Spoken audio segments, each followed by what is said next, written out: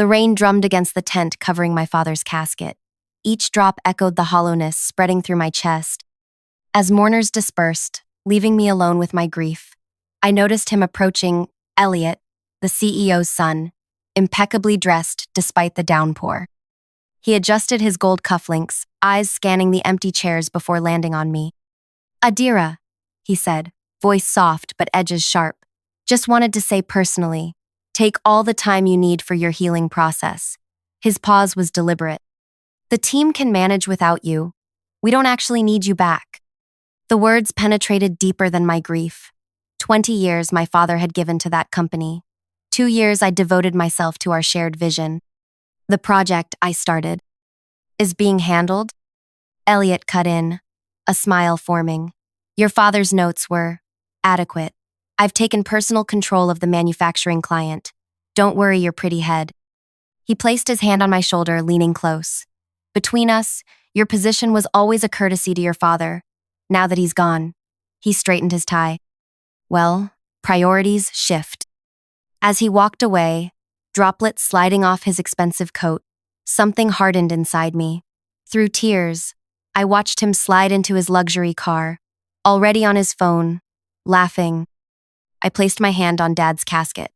"I promise," I whispered. "They'll learn exactly how much they need me." Before I share how I dismantled an entire company's leadership with nothing but my father's teachings and pure determination, hit that subscribe button. Because what happens next proves that sometimes, revenge isn't just sweet, it's necessary. My name is Adira Levente, and until 2 months ago, I was the youngest systems architect at Bluecrest Engineering Consultancy. My father, Leo Levente, had been their genius problem solver for 2 decades, the quiet mastermind who turned failing industrial systems into profit machines.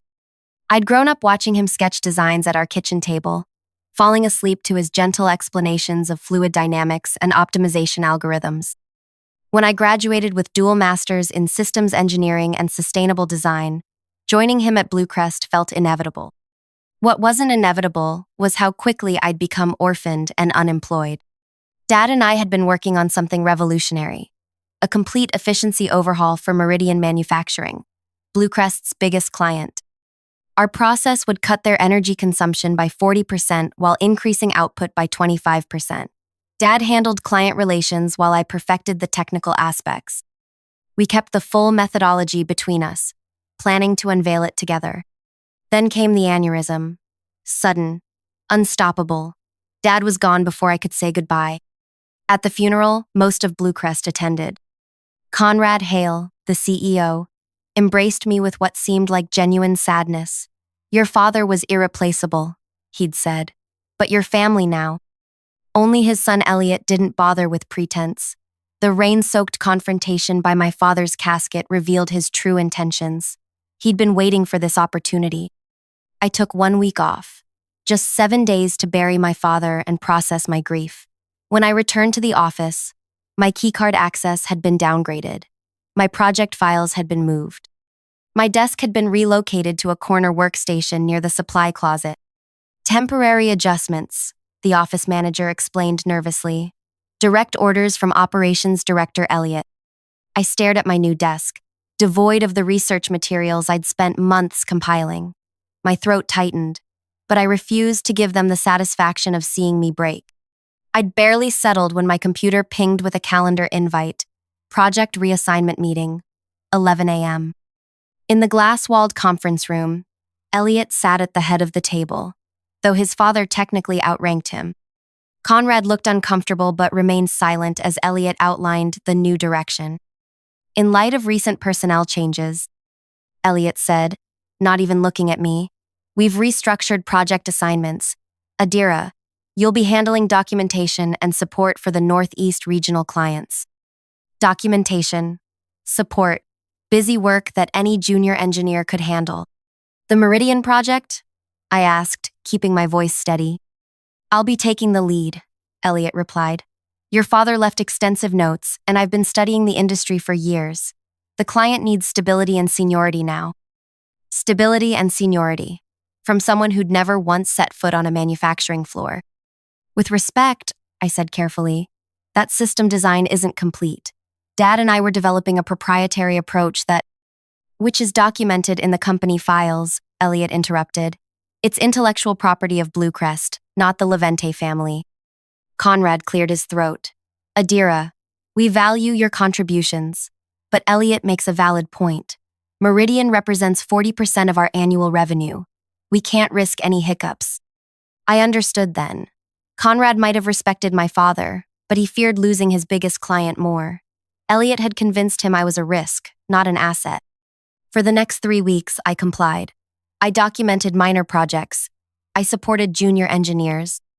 I watched from the periphery as Elliot paraded around the office, boasting about his breakthrough approach for Meridian.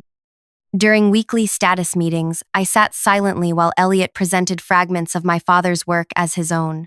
He stumbled over technical details, inventing explanations that made no engineering sense. Nobody questioned him, after all. He was the CEO's son and operations director.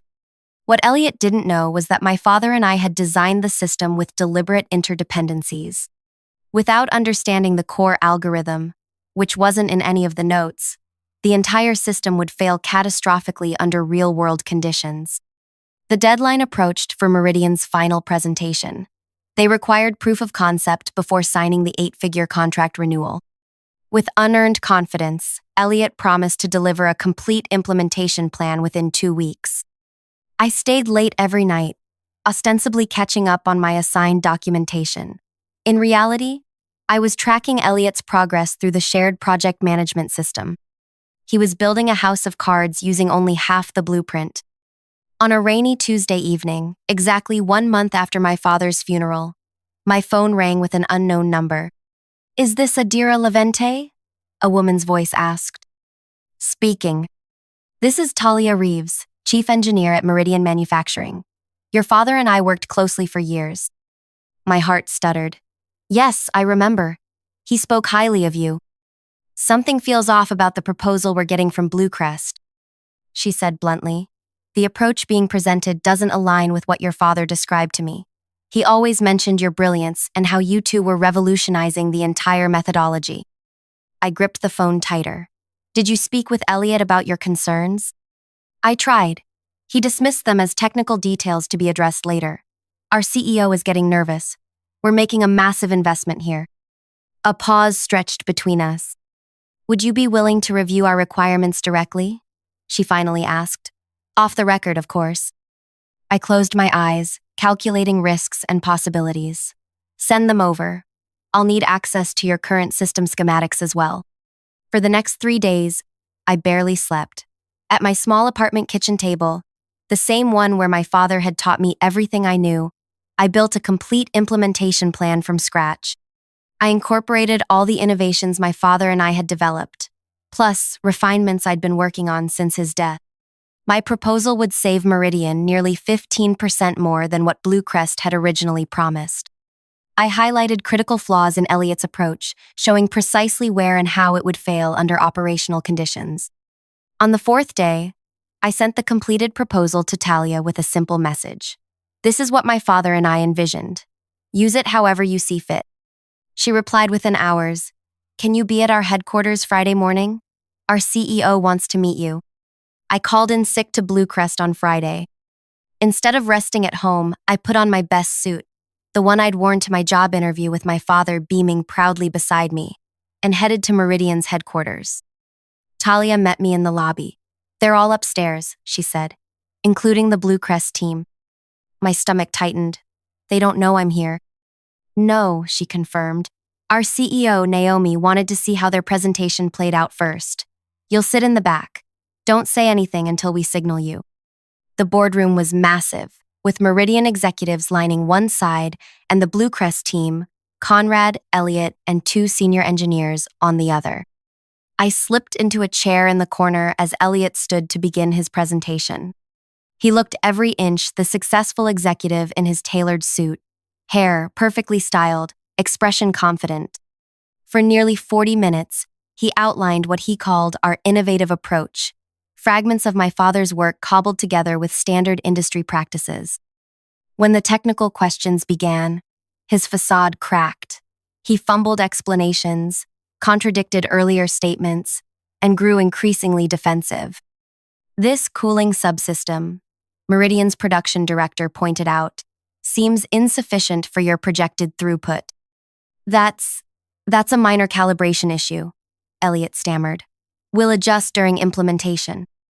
And these efficiency projections, another executive noted, they don't align with the energy inputs you've outlined. Conrad jumped in to help his son. We assure you, all calculations have been triple verified by our team. That's when Naomi Lin, Meridian's CEO, raised her hand, silencing the room. She was a small woman with commanding presence, her silver-streaked hair pulled back in a precise bun. We've reviewed an alternative proposal, she announced, nodding to her assistant who began distributing copies to everyone in the room. My proposal. This addresses our actual needs and delivers significantly greater efficiency gains. The room fell silent as everyone flipped through the detailed document.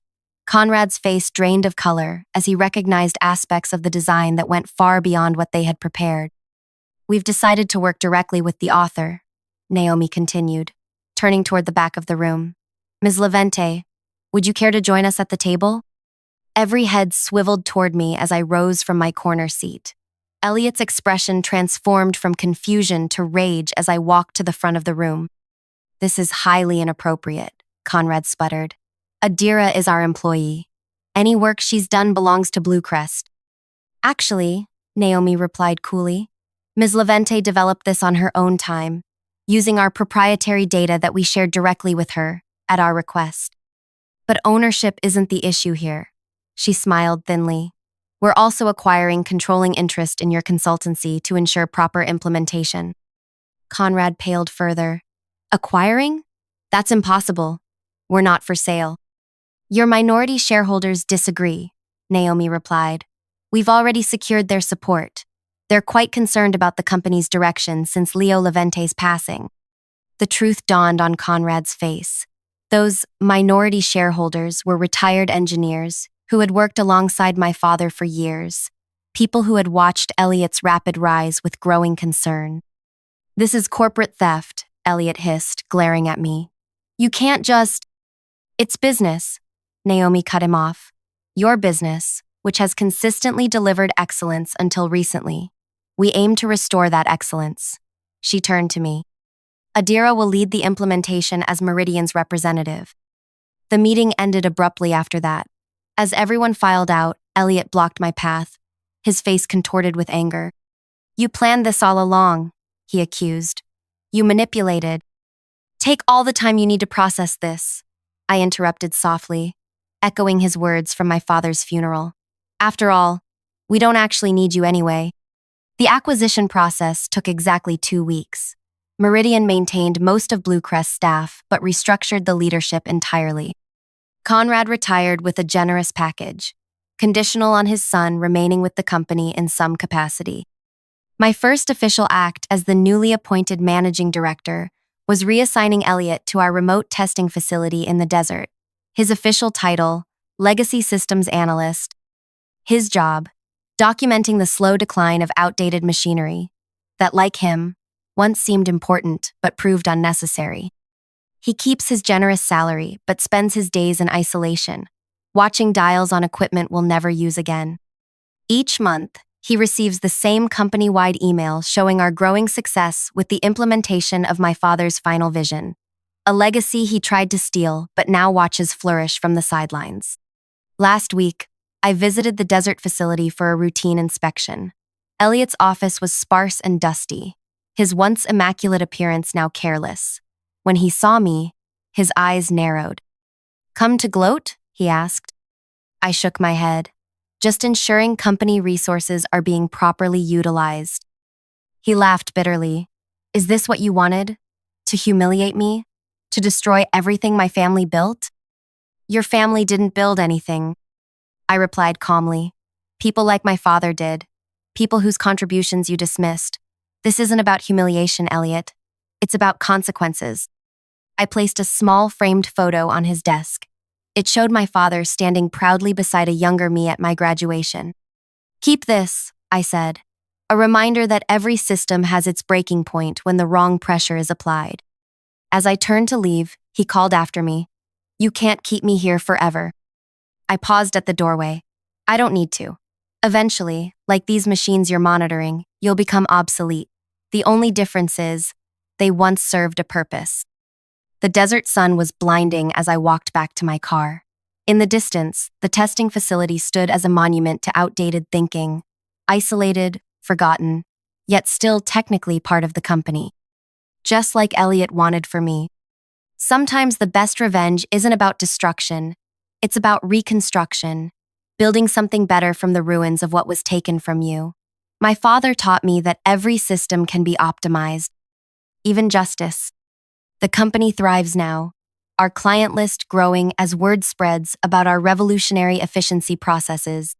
Many nights, I still work at my kitchen table, refining ideas, pushing boundaries, honoring my father's legacy through innovation rather than remembrance. And sometimes, when I'm solving a particularly difficult problem, I swear I can feel him sitting across from me, pride shining in his eyes as I carry forward what he began. As for Elliot, he got exactly what he wished for.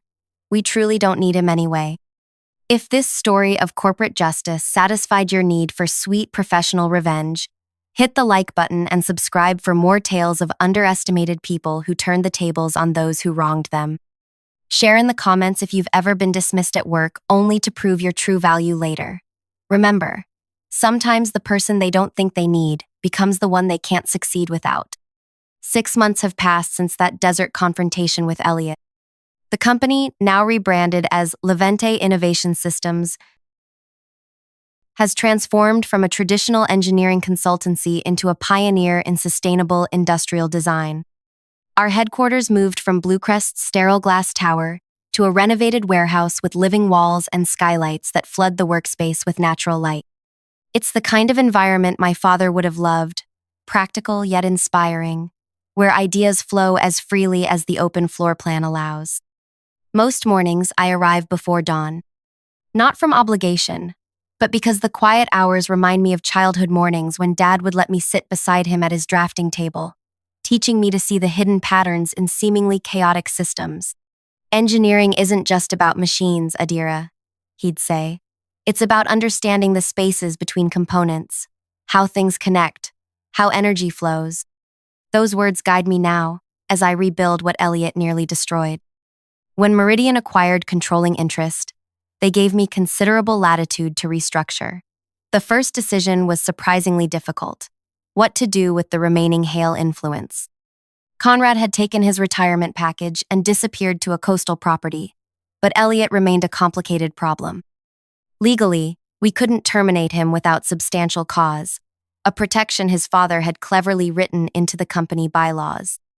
The desert reassignment was the compromise that satisfied both Meridian's leadership and my own sense of justice. What I didn't anticipate was how quickly Elliot's exile would become industry gossip. Former clients called, curious about the leadership change. Competitors reached out with partnership offers, sensing opportunity in the transition. Every conversation eventually circled to the same question: what happened to the Hales? I developed a standard response. Conrad retired to pursue personal interests. Elliot remains with the company in an analytical capacity. The truth was more complex. Elliot's monthly reports from the desert facility arrived with clockwork regularity, detailed, thorough, and completely useless. He documented the degradation rates of obsolete machinery with the precision of someone who recognized he was performing the same analysis on his own career trajectory. 3 months into his assignment, he requested a transfer back to headquarters. "On what basis?" I asked during our video call, his face grainy against the stark white walls of his remote office. "I've completed a comprehensive analysis of the legacy systems," he replied, dark circles under his eyes. "There's nothing more to learn here."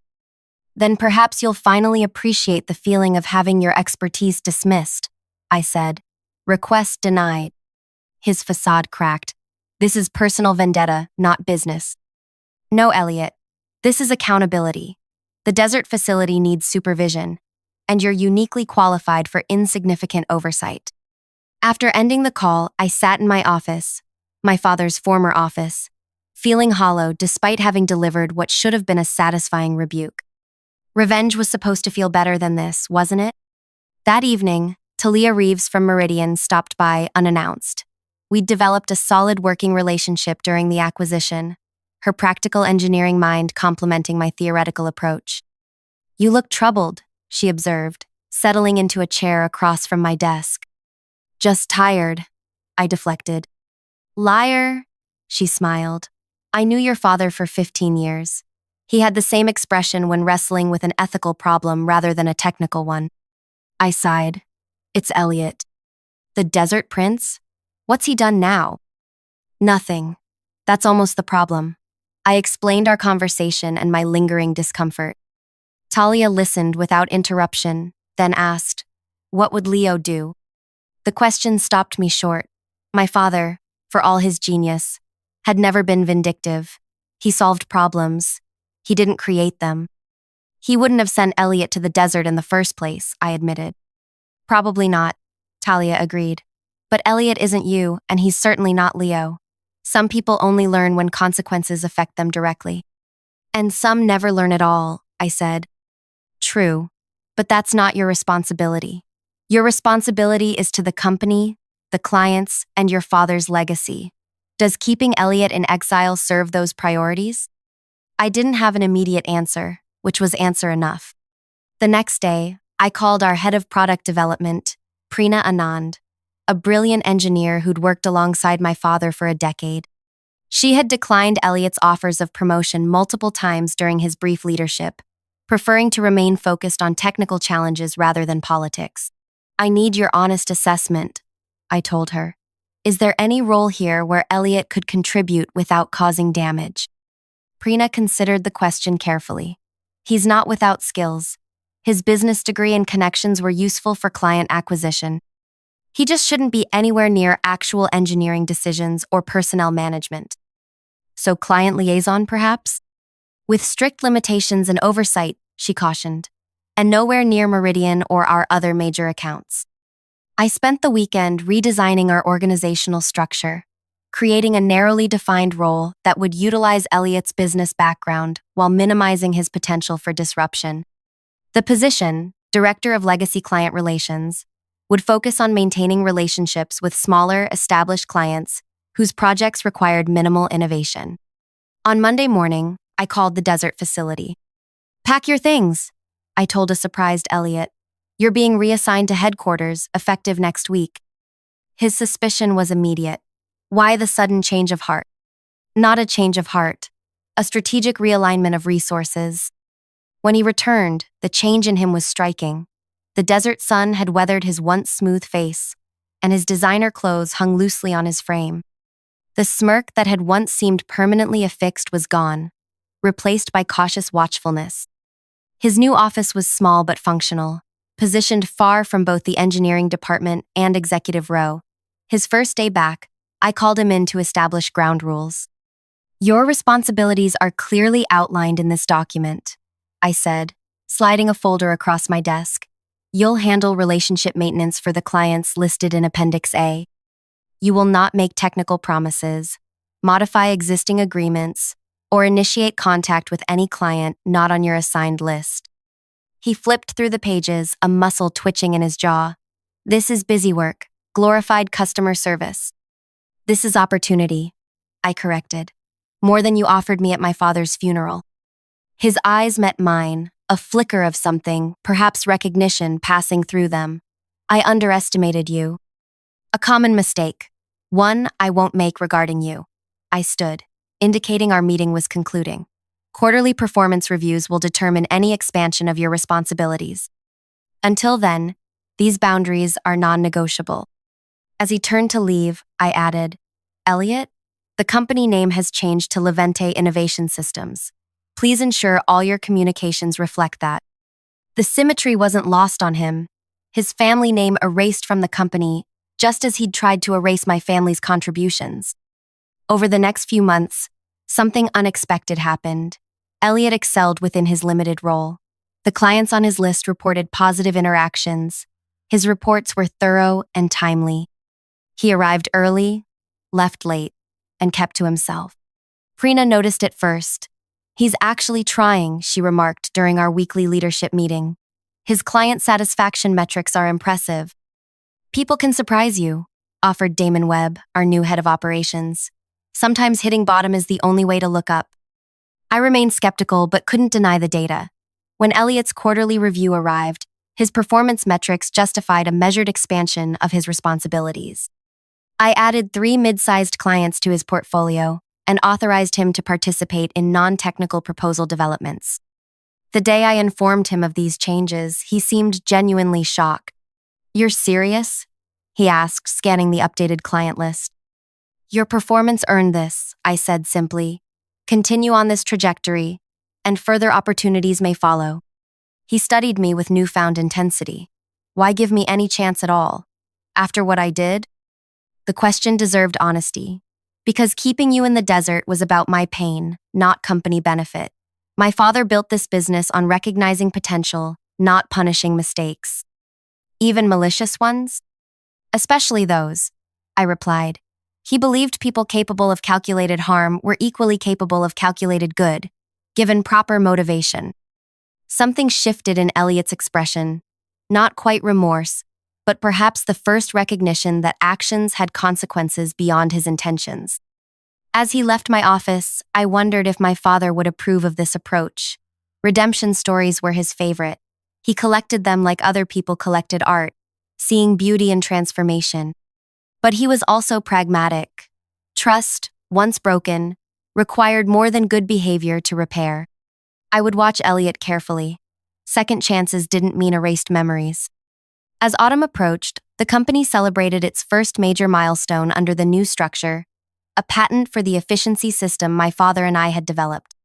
The entire staff gathered in the central atrium as Naomi from Meridian presented the framed patent certificate. "This innovation," she announced, "represents exactly why we invested in this company. It will transform industrial energy consumption across sectors while substantially increasing output." My name appeared first on the patent, followed by Leonardo Levente, posthumous. Seeing it displayed publicly brought unexpected tears. I accepted the frame, too emotional to speak beyond a simple thank you. Later, during the reception, I noticed Elliot standing alone by the windows, watching the celebration from a distance. Against my better judgment, I approached him. "You should be proud," he said before I could speak. "It's brilliant work." "Thank you," I replied, studying his expression for signs of insincerity but finding none. "He talked about you constantly, you know," Elliot continued, gaze fixed on the cityscape beyond the glass. "Your father, before you joined the company. Always my daughter the geniuses, this and Adira's revolutionary thinking that." He took a sip from his water glass. "I resented you before we ever met." The admission hung between us, unexpected and raw. "My father believed in my abilities," I said carefully, "but he also believed in this company, including the Hale leadership." Elliot laughed softly. "Until I proved him wrong." "People can surprise you," I echoed Damon's words. "Sometimes positively." He turned to face me fully. "Is that what I'm doing? Surprising you positively?" "The jury's still deliberating," I replied, "but the evidence is trending in your favor." We stood in awkward silence until Prina called me away to meet a potential client. As I left, Elliot spoke again. "I never apologized," he said, "for what I said at the funeral. It was cruel and unnecessary." I paused, not turning back. "Yes, it was. I'm sorry, Adira." The words were simple but delivered without expectation or qualification. I nodded once in acknowledgement before rejoining the celebration, unsure what to make of this new development. That night, alone in my apartment, I pulled out my father's journal, a leather-bound book filled with his observations and insights. I'd been reading it gradually since his death, each entry like having a new conversation with him. The passage I turned to seemed eerily relevant. Engineering Principle 17. Resilience isn't about resisting change, but about incorporating it. The most durable systems are those that can transform external pressures into internal strengths. This applies to people as much as machines. I ran my fingers over his neat handwriting, wondering if he somehow knew I would need these words. Was my willingness to give Elliot a conditional second chance a sign of resilience or weakness? Was I transforming pressure into strength, or simply setting myself up for another betrayal? The company continued its upward trajectory through winter. We secured 3 major new clients, expanded our research division, and broke ground on a testing facility that would allow us to prototype large-scale implementations. Elliot maintained his solid performance, gradually earning limited trust among the staff. In January, an unexpected opportunity arose. A struggling manufacturing conglomerate, Westerly Industries, approached us about potential acquisition. They had fallen behind technologically but possessed valuable production capabilities and client relationships. If structured correctly, acquiring them would position Levante Innovation as an end-to-end solution provider. After initial analysis, I called a leadership meeting to discuss the possibility. To everyone's surprise, I included Elliot. "You've worked with several of their subsidiaries," I explained when questioned privately by Damon. "Your insight could be valuable." The meeting lasted hours, with detailed financial and operational assessments. Throughout the discussion, Elliot remained thoughtfully engaged, offering measured contributions without overstepping. When the conversation turned to acquisition strategy, he raised his hand, a gesture so uncharacteristically humble for the formerly arrogant executive that it momentarily silenced the room. "I have a suggestion," he said cautiously, "but it involves specialized knowledge I gained working with my father." All eyes turned to me. "Go ahead," I nodded. Westerly's ownership structure includes a complicated trust arrangement established by the founder. There's a specific approach to acquisition that would minimize tax implications while protecting their existing pension obligations. He outlined a sophisticated transaction structure that addressed several concerns we'd been debating. When he finished, Prina spoke first. "That's actually brilliant. It's similar to how we acquired Rollins Engineering 6 years ago," Elliot explained. "Few people remember that deal since it was relatively small, but the structure created a template." I studied him across the conference table. "Would you be willing to lead the financial structuring team for this acquisition? Working alongside Damon, of course." The offer clearly surprised him. "You'd trust me with that level of responsibility?" "Trust is earned incrementally," I replied. "Consider this an increment." Over the next month, Elliot worked tirelessly on the acquisition strategy. His knowledge of corporate finance proved genuinely valuable, and his approach remained collaborative rather than controlling.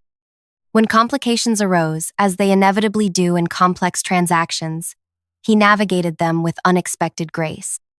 The day we finalized the Westerly acquisition, the leadership team gathered in my office for a small celebration. Champagne was poured, congratulations exchanged. Elliot remained somewhat apart from the group until I deliberately brought him into the conversation. "This structure will save us millions in integration costs," I acknowledged. "Well done." He accepted the compliment with a nod. "It feels good to build something rather than—" He trailed off. "Rather than tear it down?" I finished for him. "Yes," he admitted quietly. "I've been reflecting on that a lot lately." After the others departed, Elliot lingered. "Can I speak with you privately?" I gestured to the chair across from my desk. "Of course."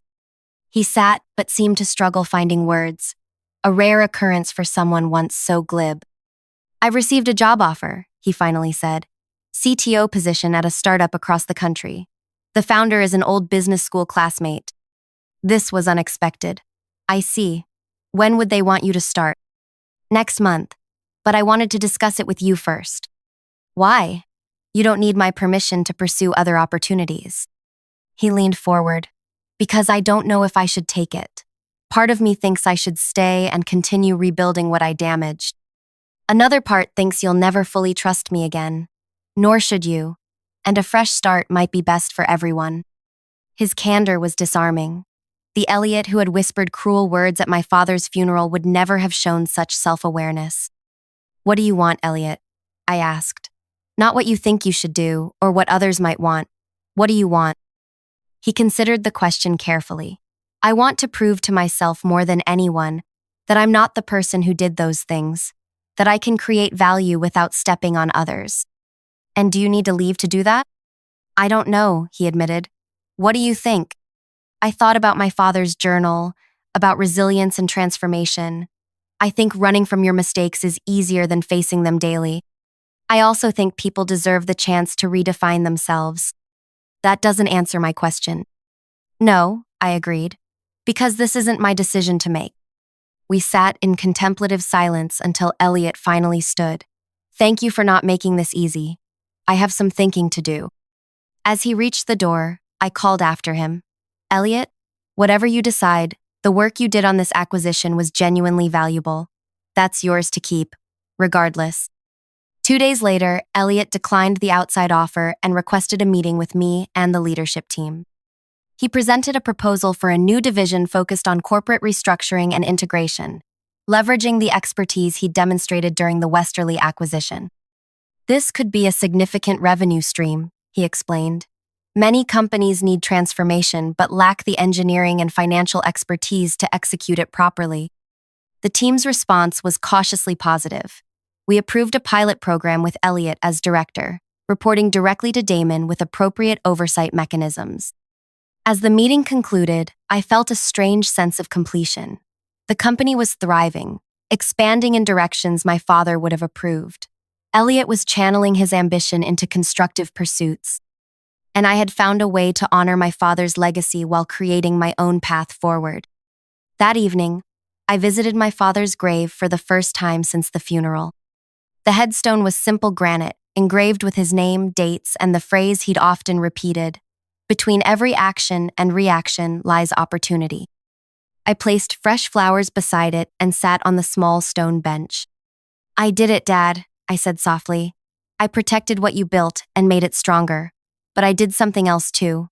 I paused, organizing my thoughts. I learned that revenge isn't always about destruction. Sometimes it's about reconstruction, building something so much better that the past becomes irrelevant.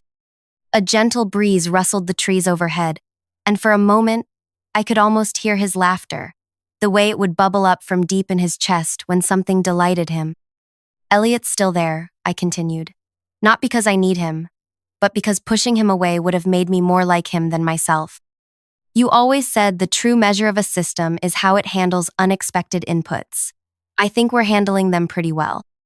As twilight deepened around me, I felt a weight-lifting grief, transforming into something lighter, more sustainable. My father was gone, but his wisdom remained, embedded in the company that now bore our name and in the principles that guided my decisions.